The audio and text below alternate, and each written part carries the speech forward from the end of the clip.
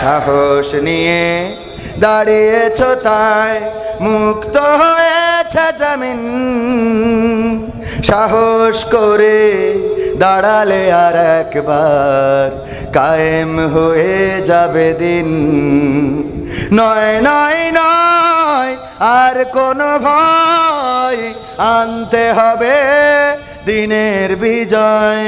নয় নয় নয় আর কোনো ভয়, আনতে হবে দিনের বিজয়, দিনের বিজয়। যারা ভেবেছিল ছাড়বে না আর ক্ষমতার ওই মাসনদ, দেখেছে তারা রবের পাকড়াও কি করে করে নাস্তানাবুদ। যারা ভেবেছিল ছাড়বে না আর ক্ষমতার ওই মাসনদ, দেখেছে তারা রবের পাকড়াও কি করে করে নাস্তানাবুদ। তাই নয় নয় নয় আর কোনো ভয়, আনতে হবে দিনের বিজয়, দিনের বিজয়। মানুষের সাথে যারা করেছে দুশ্মনী, করেছে বাড়াবাড়ি, দেশের বুকে তাদের হয়নি তো জায়গা, যেতে হলো মামার বাড়ি। মানুষের সাথে যারা করেছে দুশ্মনী, করেছে বাড়াবাড়ি,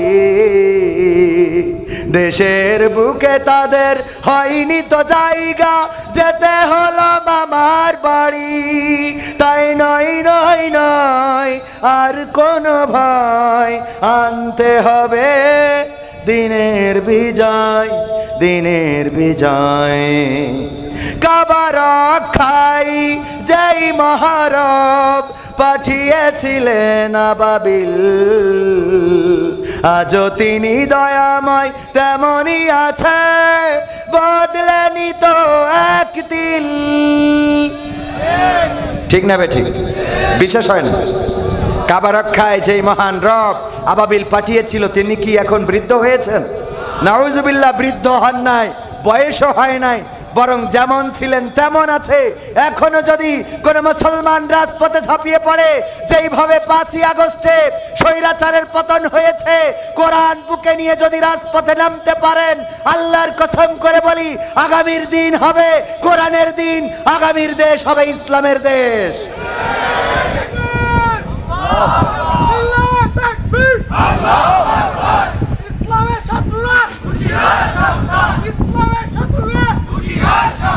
কাবা রক্ষায় যেই মহারব পাঠিয়েছিলেন আবাবিল, আজও তিনি দয়াময় তেমনি আছে, বদলেনি তো এক দিল।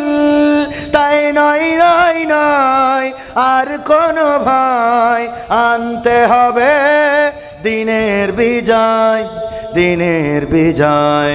সাহস নিয়ে দাঁড়িয়েছ তাই মুক্ত হয়েছে জমিন। সাহস করে দাঁড়ালে আর একবার কায়েম হয়ে যাবে দিন।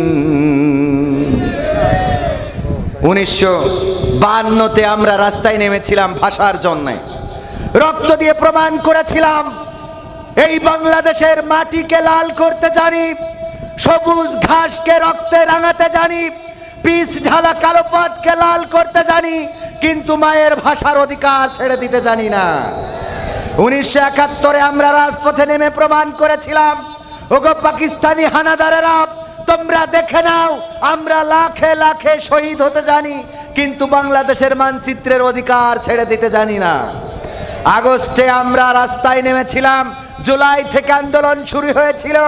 35শে জুলাই আমরা বিজয় অর্জন করে দেখিয়ে দিয়েছিলাম, আমরা নিরস্ত্র হতে পারি, তবে আমরা রক্ত দিতে কার্পণ্য বোধ করি না। আমরা রক্তের সাগর ঢালতে জানি, কিন্তু স্বৈরাচারের শাসন মেনে নিতে জানি না। একইভাবে যদি আগামীর দিনে কোরআন বুকে নিয়ে রাজপথে নামতে হয়, কোরআনের জন্য যদি রক্ত ঢালতে হয়, সেই রক্তের সাগরে যদি সাঁতার কাটতে হয়, সাঁতার কেটে কেটে একটি রক্তাক্ত বিপ্লবী কালেমার পতাকা বাংলার জমিনে উড়াতে রাজি কারা কারা? দুটি হাত দেখতে চায়।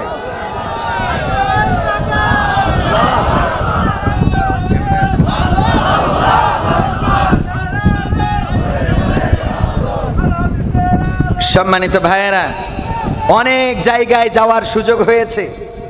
আসলে সমস্যাটা হলো, এই জায়গাটা হলো সেই জায়গা যেই জায়গায় বাংলাদেশের সেক্রেটারি জেনারেলের, বাংলাদেশ জামাত ইসলামীর সেক্রেটারি জেনারেলের বাসা। আপনারা কাছে পেয়েছেন তো এই জন্যই মূল্যায়ন কম, ঠিক না বে ঠিক? কাছের মানুষ বলে মূল্যায়ন কম। এই জায়গায় অন্তত বিপ্লবী চেতনার মানুষের দরকার কম ছিল না বেশি ছিল? স্লোগান যেভাবে দিয়েছেন তাতে স্বৈরাচার পালানো তো দূরের কথা, ওরা তো ঘাড়ের পরে বসবে, কথা কয় না? এই যদি হয় আওয়াজ, এই আওয়াজ দিয়ে ইসলাম কায়েম হবে না, এই আওয়াজ দিয়ে বাতিলের পরাজয় আনা যাবে না, বরং এমন আওয়াজ দিলে বাতিলেরা কাঁধে চেপে, আগে ছিল 15 বছরে এবার 30 বছর পার করবে। এই জন্যে অন্তত একটু ফোর্স করার দরকার আছে না নাই? বলে না হুজুর, ডানি রেখে ডানি রেখে বামে রেখে বামে রেখে ডানি রেখে ডানি বামে ডানি বামে ডানি সোজা, কথা কয় না? এটা কি বোঝেন? ট্রাকের হেল্পার থাকে না, থাকে না? ট্রাক যখন কোনো জায়গায় মাল নিতে যায় তখন চাই খালি, আসে বুঝাই নিয়ে, দুই পাশে দুইটা পুকুর, আপনারা কি বলেন? পুষ্কুনি বা পুকুর, এটা তো চেনেন।